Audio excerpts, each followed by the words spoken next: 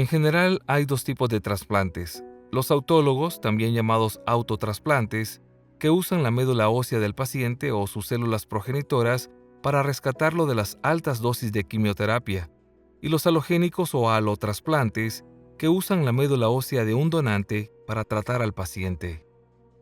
Hay algunas enfermedades que se tratan habitualmente con trasplantes autólogos y otras que se tratan con trasplantes halogénicos. Así que en realidad solo depende de qué tiene el paciente y cuál es la circunstancia. Los trasplantes autólogos se hacen en pacientes con cáncer cuando el cáncer se puede curar simplemente aumentando las dosis de quimioterapia, más allá de lo que se podría administrar con seguridad en el consultorio de un médico. Les administramos tanta quimioterapia que todas las células normales de la médula ósea son eliminadas. Hay que ir antes para que extraigan las células progenitoras de la sangre y las almacenen. Luego te aplican quimioterapia en dosis altas, lo que normalmente destruye la médula ósea, y luego te devuelven tus propias células. Para los trasplantes autólogos donde el procedimiento de trasplante realmente implica dosis altas de quimioterapia, el tiempo de recuperación se mide en semanas o meses, y el mayor riesgo después de someterse a un trasplante autólogo es que el cáncer aparezca de nuevo. Además, para las enfermedades que afectan la médula ósea, a veces no es práctico ni factible hacer un trasplante autólogo. Por ejemplo, sabemos que con LMA, si usamos las células progenitoras del paciente, la probabilidad de que la enfermedad vuelva es mucho más alta que si usamos las células progenitoras de otra persona. Así que recurrimos a un trasplante con donante, un trasplante halogénico, con el beneficio de que las células inmunitarias del donante pueden ingresar al cuerpo, buscar y destruir las células leucémicas residuales. Para los pacientes que necesitan un trasplante halogénico de médula ósea, podemos extraer células progenitoras de un hermano o hermana con HLA compatibles, relacionado por ser de la misma familia, o se puede extraer médula ósea o células progenitoras de un donante voluntario que por casualidad tiene HLA compatible, pero no está relacionado.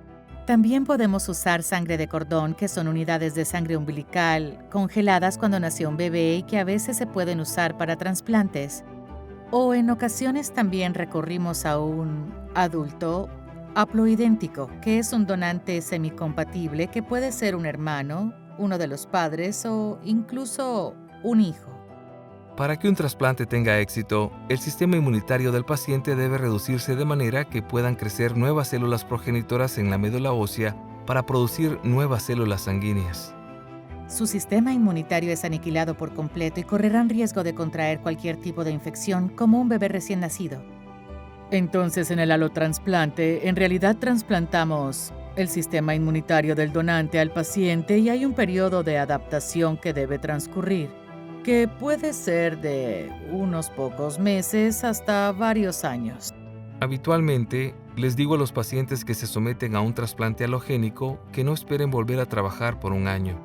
Después del primer año, después de dejar todos los medicamentos antirrechazo y de dejar los medicamentos para el dolor, ahí fue cuando me di cuenta de que todo era real. Bien, Constance, tienes que conocerte de nuevo. Y luego, un par de meses después de eso, después de un año, probablemente 1 año y 3 meses, 1 año y 4 meses, me dije, bien, estoy bien.